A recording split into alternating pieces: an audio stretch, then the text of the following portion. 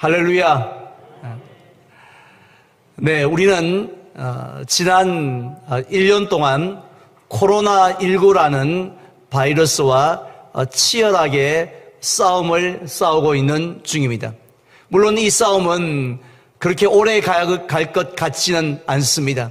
얼마 있지 아니하면 이 싸움도 끝날 날이 있을 것입니다. 그런데 초대교회 사막의 교부들이나 또 경건하게 살려고 했던 성도들에게는 한두 해 정도가 아니라 평생토록 치열하게 싸워야 했던 그 싸움의 대상이 있었습니다. 그 대상은 사람들이 다 무서워하는 전염병, 역병들이거나 또 아니면 자연재해와 같은 것이 아니었습니다. 그것은 바로 7가지의 큰 죄였습니다. 물론 성경 말씀에 보면 어떤 죄는 큰 죄고 어떤 죄는 아주 조그마한 사소한 죄다 이런 말씀은 없습니다. 하지만 죄는 죄로 끝나지 않습니다. 우리가 돌멩이 하나를 물에 던져도 그 영향력이 있는 것처럼 나비 한 마리가 날개짓을 해도 이 나비 효과가 있는 것처럼 우리가 범죄했을 때에 분명히 그 영향력이 있는데요. 그 영향력을 따지고 볼 때, 그것도 파괴력을 따지고 볼 때 우리의 영육간에 미치는 그 악 영향력을 생각을 해볼 때에 그들은 7가지의 그 죄의 목록을 만들게 된 것입니다. 그 7가지 죄 가운데 그 대장에 해당되어지는 대표, 주장, 캡틴에 해당되어지는 죄가 무엇인지 지난주에 말씀을 드렸습니다. 기억나십니까? 무슨 죄였지요? 그렇습니다. 교만의 죄였습니다. 우리는 이 살인죄나 간음죄, 사기죄, 이런 것에 비하면 나를 좀 높이고 나 좀 괜찮은 사람이야 하고 나를 높이고 또 남을 경멸하고 또 낮추는 그 교만의 죄를 그렇게 심각하게 생각하지는 않습니다. 그런데 실제로는 어떠하다 했습니까? 이 교만은 모든 죄의 뿌리가 되어지고 또 모든 죄의 어머니가 된다라는 것을 우리가 지난주에 말씀을 통해서 살펴보았습니다. 오늘은 그 2번째 죄에 대해서 살펴보고요. 단순히 2번째 죄가 그거였구나 하고 그냥 깨달아 아는 것으로만 그치는 것이 아니라 이 사순절 기간에 우리 십자가 그늘 밑에 나아가서 철저하게 회개하고 그 죄와 싸워서 승리하는 그런 저와 여러분들이 되시기를 주님의 이름으로 축원을 드립니다. 2번째 죄는 한번 따라할까요? 시기의 죄. 우리가 잘 알고 있는 이 시기에 대하여서 토마스 아퀴나스는 이렇게 간단하게 정의를 했습니다. 다른 사람의 행복을 슬퍼하는 것. 다른 사람이 너무 행복해요. 일이 잘 됐기 때문에, 잘 풀렸기 때문에 너무 즐거워합니다. 그런데 그것 때문에 나는 슬퍼하는 것이 시기라는 것이죠. 이 정의를 곰곰이 생각해 보면 이 정의 속에는 이런 뜻도 포함된 것 같습니다. 반대로 다른 사람이 불행해할 때, 다른 사람이 망할 때, 다른 사람이 병들었을 때, 다른 사람들이 그냥 넘어졌을 때 그때에 행복해하는 것이라는 의미도 포함되어져 있습니다. 제 주변에 보면 낚시를 좋아하는 분들이 많이 있는데요. 낚시를 할 때 제일 기분 좋을 때가 언제냐고 여쭤보니까 물을 필요도 사실 없는 이야기인데요. 월척의 고기를 딱 잡았을 때, 그래서 그 손맛을 느낄 때 그때가 최고로 기분 좋고 그것 때문에 밤 낚시하고 그것 때문에 배 타고 낚시를 하고 한다는 것이죠. 그런데 알고 보니 월척의 고기를 딱 잡았을 때보다 더 몇 배나 더 기분 좋고 행복할 때가 있다는 겁니다. 언제인지 아십니까? 옆에 앉은 친구가 월척의 고기를 놓쳤을 때. 그래서 어떤 분은요, 성경에 나오는 죄 중에 제일 야비한 죄가 시기라는 죄라고 합니다. 왜냐하면 앞에서는 아이고 고기 놓쳐서 어떡해, 아이고 좀 제대로 땡기지 하나 놓고는 뒤에 돌아서는 씩 웃고, 아이고 애가 합격했다면서요, 이번에 뭐 대박이 났다면서요, 차를 바꿨다면서요, 아파트를 뭐 샀다면서요, 이렇게 말하면서 축하의 말을 번지르하게 하는데 돌아서서는 불편하다. 이제 그러니까 너무 야비하다는 것이죠. 사도 바울은 고린도전서 12장 15절에서 성도들은 이렇게 살아야 합니다라고 말씀하시면서 즐거워하는 자들로 함께 즐거워하고 우는 자들로 함께 울라라고 했는데, 실제로 우리의 모습은 어떻습니까? 즐거워하는 거꾸로 즐거워하는 자들로 함께 우리는 울고, 우는 자들을 보면 즐거워하는 것이 우리의 모습이 아닙니까? 실제로 우리나라 속담에도 이 시기와 관련되어진 참 잘 아는 속담이 무엇입니까? 사촌이 땅을 사면 배가 아프다라는 속담도 있습니다. 그런데 이러한 시기의 죄는요, 아주 가까운 그 사촌끼리, 뭐 8촌 안에서만이 일어나는 그런 죄는 절대로 아닙니다. 뭐 제 이야기를 해서 죄송합니다만은 우리 교회가 소속되어진 교단의 신문이 있습니다. 일주일에 딱 한 번 나오는 주간지인데요, 기독신문이에요. 근데 이 기독신문을 보면은 이 기사 반 광고 반입니다. 광고가 얼마나 많은지. 근데 그 광고의 대부분이 뭐냐 하면은 우리 교단이 이 우리나라에서 제일 큰 교단이기 때문에 소속된 교회가 많아요. 12,000개나 넘습니다. 그런데 그 교회의 여러 가지 행사들에 대한 광고가 실려집니다.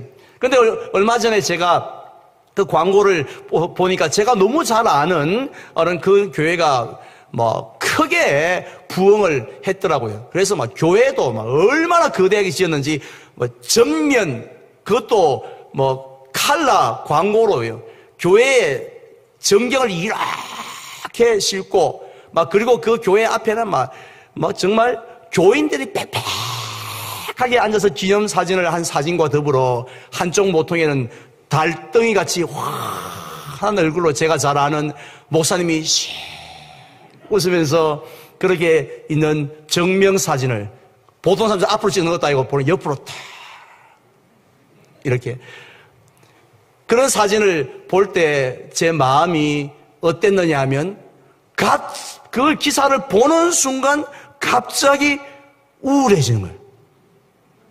갑자기 밥맛이 없어지는 겁니다.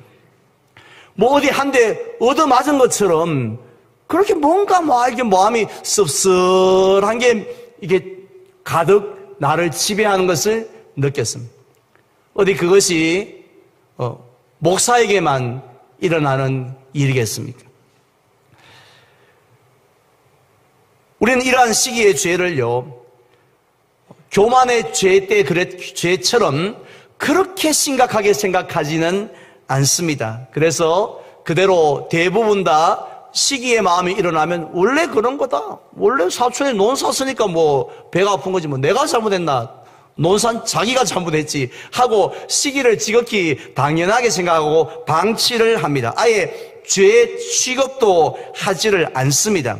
근데 오늘 본문에 등장하는 사울과 그의 인생을 한번 살펴보면 이 시기라는 시기의 죄가 왜 7가지 죄에 들어가게 되었는지 우리는 비로소 그렇구나, 이러니까 무서운 죄구나, 이러니까 우리가 이겨야 할 죄구나 하는 것을 우리가 깨달을 수가 있습니다. 우리가 잘 알고 있는 것처럼 오늘 본문에 나오는 사울 왕의 인생은 한마디로 비극의 인생이었습니다. 전혀 행복하지 않았습니다. 초라하고 불행한 인생을 살다가 역사의 뒤안길로 사라졌습니다.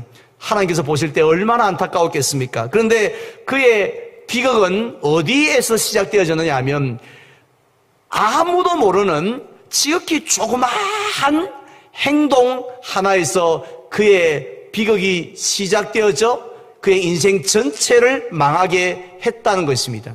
그 행동이 바로 오늘 본문 9절 말씀에 나타나 있습니다. 제가 봉독합니다. 그날 후로 사울이 다윗을 뭐 하였더라고요? 주목하였더라라고 말씀합니다. 우리나라 성경에는 그냥 다윗을 주목하였더라고 기록되어 있지만 NIV 영어 성경에 보면 사울이 다윗을 시기의 눈으로 보았더라라는 말씀입니다. 이처럼 사울이 지금까지는 전혀 그러지 않았는데 다윗을 시기의 눈으로 보는 그 순간부터 그의 인생에는 세 가지의 비극이 찾아오게 되었습니다. 먼저 첫 번째 비극은 하나님의 선물을 망각해버리는 비극이었습니다. 우리 부모들이 사랑하는 자녀들에게 선물을 줄 때에 얼마나 고민을 많이 합니까? 그냥 군대에서 보고품을 나눠주듯이 똑같이 일괄적으로 사가지고 한 개씩 받아! 하고 이렇게 주는 부모는 아무도 없을 것입니다. 우리가 특별히 아내에게 뭘 선물할 때는 전혀 남편들은 고민할 필요가 없습니다. 왜냐하면 아내가 제일 좋아하는 것은 현찰이니까 그건 전혀 고민할 필요 없어요. 그런데 자녀들에게 선물을 할 때는 뭘 주는 게 좋을까 고민을 하지 않습니까? 첫째 아들은 성격이 활달하고 야구를 너무 좋아하기 때문에 그래서 야구 글러브를 사줘야겠다. 글러브를 좋은 걸 사줘야겠다. 그렇게 생각하고 그걸 선물하죠. 둘째 아이는 아주 성격이 차분하고 책 읽는 걸 좋아해요. 그래서 무슨 책을 사주면 좋을까 하고 서점을 기웃기웃하면서 이 책 선물을 하려고 한다는 것이죠. 하나님 아버지는 더 하시지 않겠습니까? 하나님은 우리를 친히 창조하신 분이신데 이 복음성가에 보면요, 나를 지으시니가 하나님, 나를 부르시니가 하나님, 나를 사명의 자리로 보내시니가 누구시라고요? 하나님이시라고 했는데 하나님은 우리를 지으셨기 때문에 우리를 너무 잘 아세요. 뭐가 필요한지, 또 우리를 통하여서 하나님의 뜻을 이루려고 놀라운 계획을 가지고 이 땅에 보내셨다는 것입니다. 아무런 계획도 없이 아무 생각 없이 보내신 것이 아니라 하나님의 뜻을 이루기 위해서 놀라운 계획과 섭리 속에서 우리를 이 땅에 보내셨는 줄 믿습니다. 그렇기 때문에 하나님께서는 우리에게 그냥 선물하시는 것이 아니라 획일적으로 동산교회 성도들에게 똑같이 주시는 것이 아니라 우리에게 꼭 필요한 은사와 재능들을 선물로 주시는 줄 믿습니다. 또 우리에게 꼭 필요한 물질을 주세요. 꼭 필요한 건강도 주십니다. 심지어는 꼭 필요한 그러한 고난도 주십니다.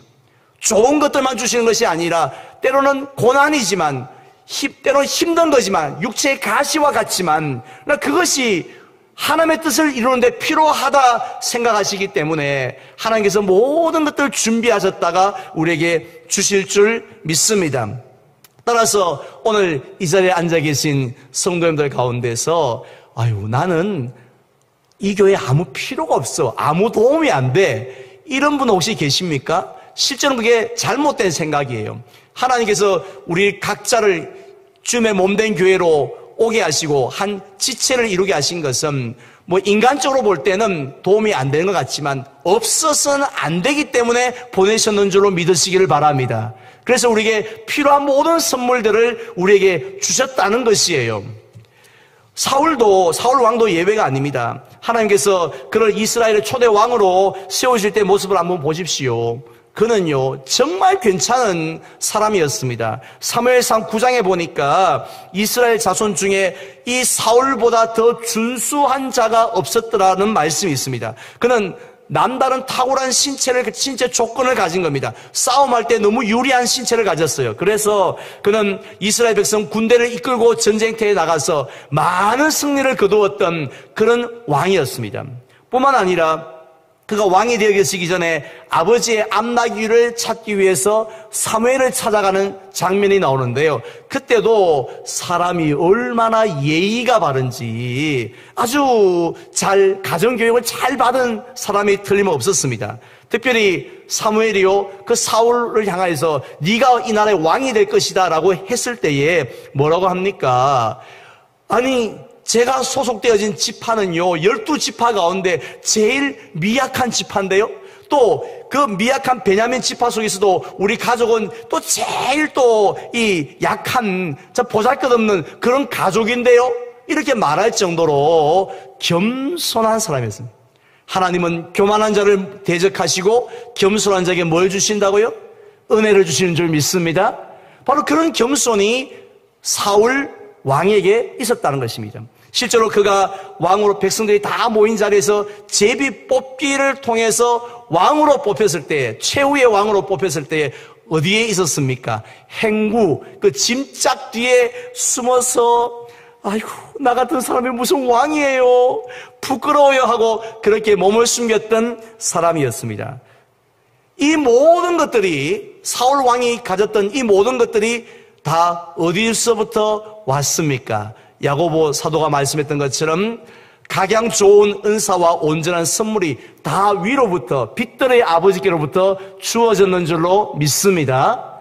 사울에게 하나님은, 사울을 지으신 분은 하나님이세요.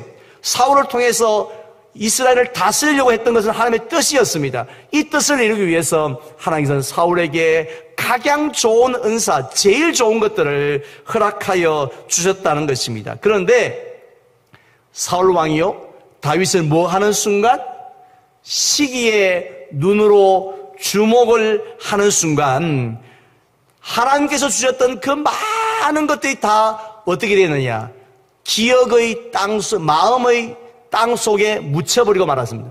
망각해버리고 말았다는 것이죠. 그래서 사울은 자기 자신을 생각할 때에 나는 하나님이 쓰시기 위해서 세우신 하나님의 종이야.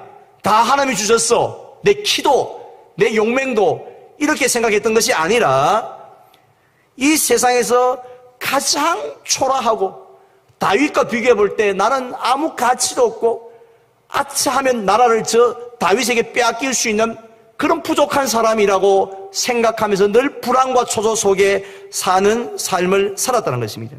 마치 누구와 같습니까? 예수님의 그 달란트 비유에 나오는 한 달란트 받은 사람 같지 않습니까? 사실 한 달란트가 이 적은 돈이 아니거든요. 그런데 자기는 누구를 봅니까? 주인이 자기에 맡긴 그 엄청난 한 달란트를 본 게 아니라 2달란트, 5달란트를 받은 사람을 시기하는 눈으로 바라본 것이죠.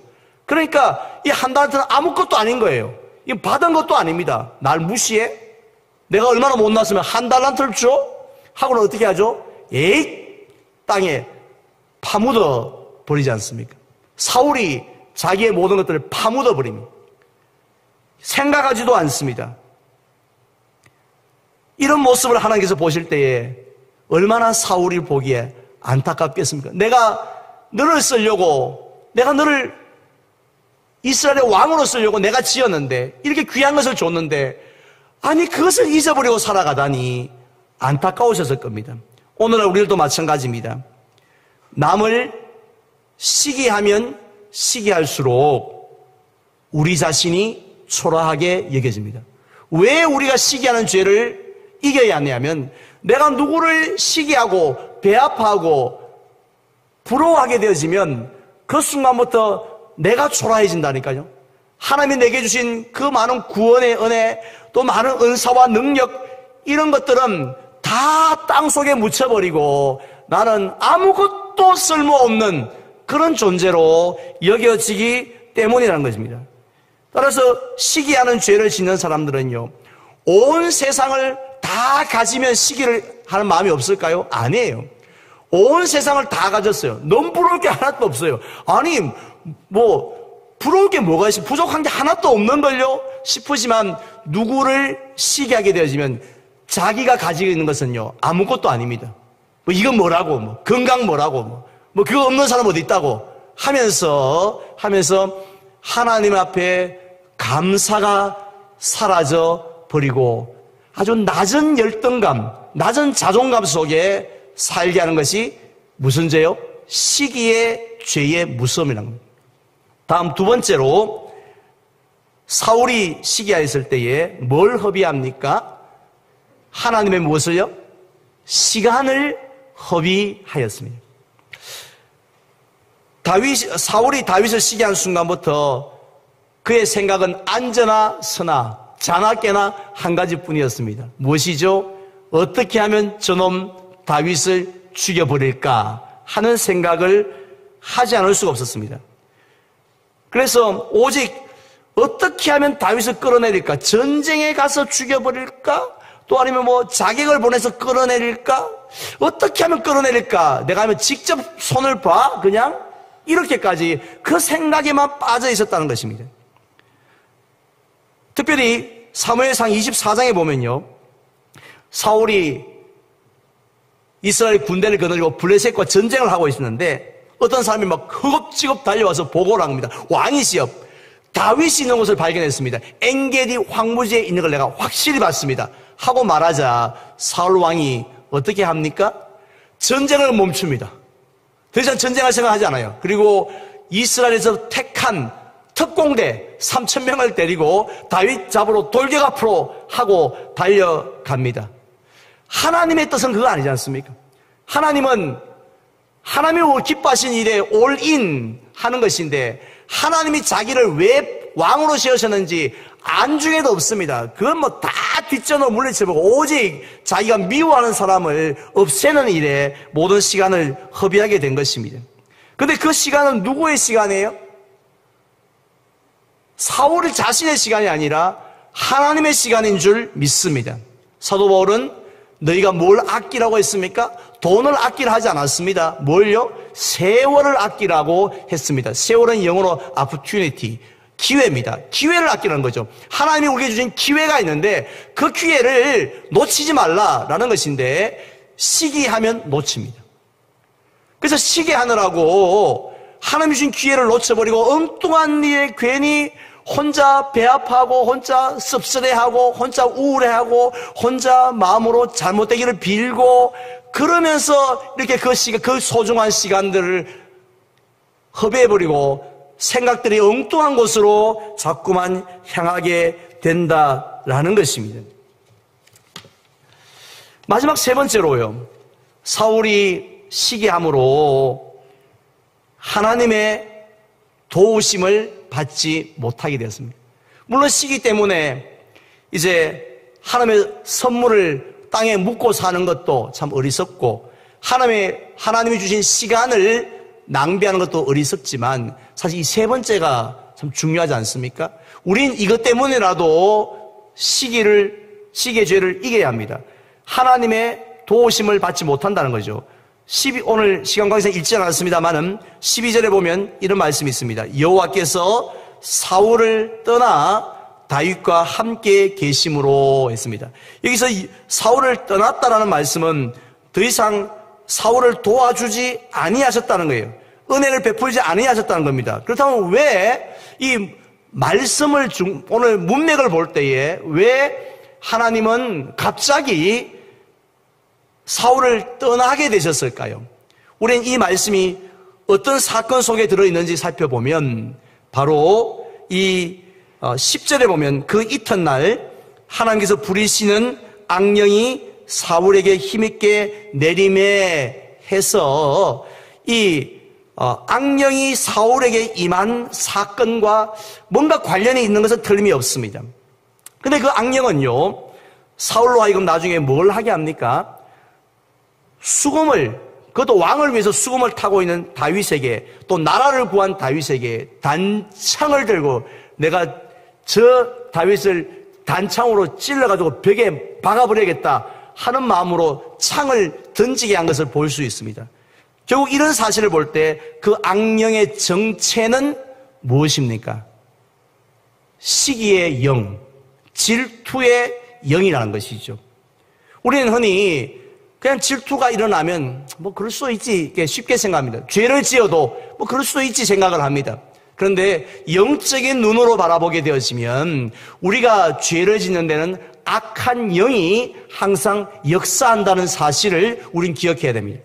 그래서 신약성경 야고보서에도 보면요, 이런 말씀이 있습니다. 너희 속에 독한 시기와 다툼이 있으면 했습니다. 그냥 시기라고 하면 될 텐데 독한 시기라는 것은 이런 겁니다. 그냥 괜히 배가 아픈 그 정도가 아니라 이상하게 집요하게 나의 시기의 대상이 되는 사람이 있습니다. 수십 년이 지났는데도 불구하고 계속 그 사람은 시기의 대상이 되어져요. 그동안 같이 밥도 먹고 그동안 뭐 같이 그동안 이렇게 친하게도 지내고 했음에도 불구하고 근데 계속 시기의 대상으로 남는 것입니다. 그래서 그 사람이 잘 됐다는 조금이라도 나도 먹고 살만한데 나보다도 또 조금 더 잘 됐다면 견디지 못하는 그 사람들이 있다. 집요하게 뿌리 깊은 그게 독한 시기라는 것이죠. 심지어는 저 사람이 좀 잘못됐으면 좋겠다라는 그 생각도 혼자 하게 되어지는 그런 사람이 우리에게 있지 않습니까? 그게 독한 시기라는 거죠. 그런데 그런 독한 시기는요, 그 다음 절에 보면 이런 말씀이 있습니다. 이런 지혜는 세상적이요, 정욕적이요, 마귀적이니. 특별히 마지막에 마귀적이라. 즉, 이것은 마귀로부터 왔다. 시기는, 질투는 마귀로부터 온 거다라는 것입니다. 원래 상대방 그 사람이 워낙 성질이 안 좋기 때문에 온 게 아니라 내 속에 이 마귀가 틈을 타고 유혹했기 때문에 왔다는 것이죠. 결국 하나님이 사울과 더 이상 함께하지 않으셨던 것은 사울 왕이 이 질투의 영에 사로잡히니까 성령이 역사하지 못하는 겁니다. 성령이 도와주지 못하셨다라는 것입니다. 결국 우리 예수님이 십자가 위에 죽으실 때 그 첫 번째로 십자가 위에서 하셨던 말씀이 뭡니까? 아버지, 저들을 사하여 달라고 그렇게 기도했지 않습니까? 근데 그 저들의 그 죄 중에 가장 대표적인 죄가 뭘까요? 그 예수님을 못 박는 사람들 볼 때 가장 대표적인 죄는 왜 예수님을 못 박았겠습니까? 시기, 질투가 컸지 않겠습니까? 시기, 질투. 그러니까 예수님이 사실 십자가에 달려 죽으신 첫 번째 이유는 시기의 죄라고 해도 과언이 아닐 것 같습니다. 그런데 그 시기의 죄는요, 방금 제가 말씀드린 것처럼 하나님의 선물, 하나님의 시간, 하나님의 도우심을 다 빼앗아가 버리고, 그래서 사울의 인생을 망하게 했던 것처럼 우리의 인생을 너무 초라하게 만드는 그런 엄청난 파괴력이 있으니까 예수님이 아버지, 저 죄를 내가 대신 감당하겠다고, 저들의 죄를 용서하여 달라고 하면서 우리의 시기의 죄를 위해서 십자가에 달려 돌아가셨는 줄 믿으시기를 바랍니다. 자, 그렇다면 이런 예수님이 십자가에 달려 죽으시기까지 미워하셨던 그 시기의 죄를 우리는 이제 이겨야 하지 않겠습니까? 주님 앞에 설 때까지 평생 싸워서 우린 이기도록 힘써야 되지 않겠습니까? 어떻게 하면 이길 수 있을까요? 한번 따라합시다. 하나님의 주권을 바라보자. 예. 시기하지 말아야지 한다고 해서 되는 것 아닙니다. 저는 하나님의 주권을 바라보면 이길 수 있다고 저는 믿습니다. 사도 바울이 그랬거든요. 고린도전서 1장을 보면요, 고린도 교회는 그 당시에 엄청나게 많은 문제가 있었는데 그 중에 대표적인 문제가 시기, 질투, 분쟁이었습니다. 여러 개 파로 나눠졌는데 나는 바울파, 또 아볼로파, 게바파, 그리스도파로 나눠져 가지고요, 서로 조그만 어느 파가 더 교회에 더 열심히 하고, 어느 파에서 장로가 한 명 나오고, 또 어느 파에서 또 뭐 전도회 회장이 나오면 그냥 견디지 못하는 거예요. 아니, 우리 파에서 전도회 회장이 나와야 되는데 왜 저 파에서 전도회 회장이 나왔느냐고. 아, 우리 파에서 장립지사가 몇 명 나와야 되는데, 이러면서 막 이 파들이 서로 시기, 질투에 빠졌다는 것이죠.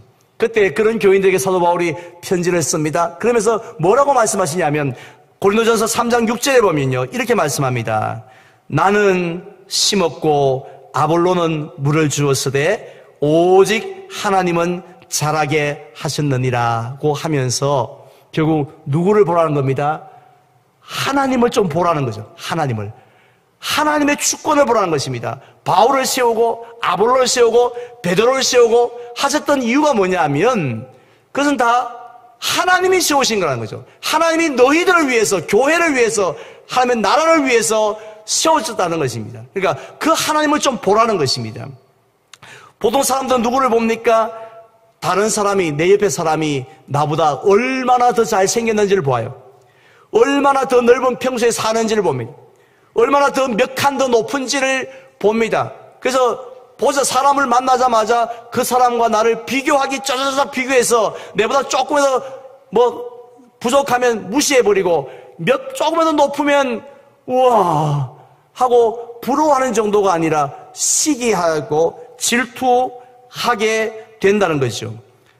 그런데 사도 바울은 뭡니까? 사도 바울은 그 사람을 사용하시는 누구를 보라고요? 하나님을 보라. 우리가 다 하나님께서 지으신 자들 아닙니까? 하나님께서 뜻이 계셔서 지으셨고 보내셨고 또 선물을 주셨는데 뭐 하려고요? 하나님의 뜻을 이루기 위해서 주셨다는 것이죠. 그러니까 그 사람이 잘난 것이 아니라 하나님께서 그 사람에게 선물을 주셨다는 것이죠. 그러니까 우리들은 그런 선물들을 바라보면서 하나님 뜻이 있어서 우리 저 장로님에게 저렇게 많은 건강을 주셨구나. 하나님 뜻이 계셔서 우리 시온찬양대 솔리스트에게는 저런 또 미모와 또 저런 또 이렇게 막 찬양의 달란트를 주셨구나 하고 하나님을 생각하는 거죠. 하나님이 그런 하나님의 뜻이 계셔서 우리 저분에게는 또 저렇게 또 이렇게 열심히 성실하게 섬길 수 있는 그런 것을 주셨구나. 이렇게 하면서 하나님을 바라보고요. 하나님을 우리가 먼저 생각할 때에 그 사람이 밉지가 않는 거예요. 그 사람이 잘 돼도 오히려 더 기쁘고 감사하고 우리 교회에 서울대학교 들어간 사람이 어디 좋은 기업에 들어간 사람이 나왔다니 너무 기쁘다 하고 우리가 그 하나님을 생각하면서 오히려 감사할 수 있다는 것입니다. 그런데 사울 왕은 누구를 바라보았습니까? 하나님이 아니라 다윗만 바라보았습니다. 만약에 그 순간 사울이 하나님을 바라보았다면 어떻게 됐을까요? 당연히 하나님 만남의 복을 주셔서 감사합니다. 내가 통치하는 시대에 다윗이라는 장군을 허락해 주셔서 감사합니다. 이 다윗 때문에 우리나라가 이기게 되었습니다 하고 그는 기뻐했을 것이고 이스라엘 왕으로서의 사명을 잘 감당을 하였고 존경도 받았을 것입니다. 창세기에 나오는 가인도 그렇습니다. 만약에 그가 이 아벨의 제사를 바라보면서요 시기하지 않고 하나님을 바라보았다라면은 그렇다라면 그는 동생을 죽이는 죄를 짓는 것이 아니라 회개의 열매로 하나님 앞에 나아가서 인정을 받았을 것입니다. 요셉의 형들도 꿈을 꾼 요셉을 시기하는 것이 아니라 하나님이 이 막내 동생을 통해서 이러한 그런 구원을 이루시려는구나 하고 하나님의 구원의 계획을 생각했다라면은 오히려 그들은 정말 늘 감사의 삶을 살았을 것입니다. 영화 아마데우스에 보면요 나오는 그 살리에르도 이 모차르트의 재능을 시기의 눈으로 바라보지 않았다라면 말년에 그가 미쳐서 초라한 인생으로 끝나는 일이 없고 그도 귀하게 쓰임 받았을 거라 믿습니다. 저는 이제 말씀을 맺으려고 합니다. 지난 주일에 제가 그림 한 장을 보여드렸죠. 네덜란드 화가가 그린 그 그림에서 오늘 두 번째 죄인 시기는 어떻게 표현해 두었느냐 하면 한 부부가 자기 집 현관에서 누군가를 이야기하고 있습니다. 그 누군가는 아주 입은 옷을 보니까 너무 대단한 부자예요. 그런데 그 그림의 포인트는 뭐냐면 현관에서 있는 부부의 눈입니다. 눈이 뭘 보고 있느냐. 부부들이 이 남편은 이 부자의 이 팔에 턱 앉아있는 아주 값비싼 사냥용 매를 이렇게 부러운 듯이 쳐다보고 있습니다. 또 아내는 그 부자가 방금 시장에서 갔다 오는데 막 그 종이 막 귀한 물건을 잔뜩 사서 등에 지고 이제 막 가고 있는 거예요. 그러니까 그것을 이렇게 시기하면서 바라보고 있는 것. 그 그림이 그려져 있습니다. 혹시 그 부부의 눈이 저와 여러분들의 눈은 아닙니까? 우리는 사람을 만나면 무엇을 먼저 보시나요? 우리보다 더 잘된 사람을 특별히 만났을 때에 어디에 시선이 고정되어져 있습니까? 내가 가지지 못한 물질, 내가 가지지 못한 건강, 내가 가지지 못한 성공, 또 자식의 어떤 잘된 것, 그런 것들을 우리가 먼저 바라보면서 질투하고 우울해하지는 않습니까? 하지만 하나님은 우리의 눈이 가장 먼저 하나님께 고정되어지기를 원합니다. 하나님이 주셨지. 하나님의 영광을 위해서 주셨어. 결국은 저 사람이 잘된 게 하나님의 나라와 나를 위해 잘된 것이야. 이렇게 우리가 생각을 할 때에 비로소 우리는 시기의 죄를 이겨낼 수 있는 줄 믿습니다. 그래서 이번 2021년 우리 사순절 기간 동안에 우리에게 순간순간 시기의 죄, 무서운 죄가, 특히 독한 시기의 죄가 몰려올 때마다 하나님을 바라보고 하나님의 뜻을 바라보는 저와 여러분이 되시기를 주님의 이름으로 축원을 드립니다.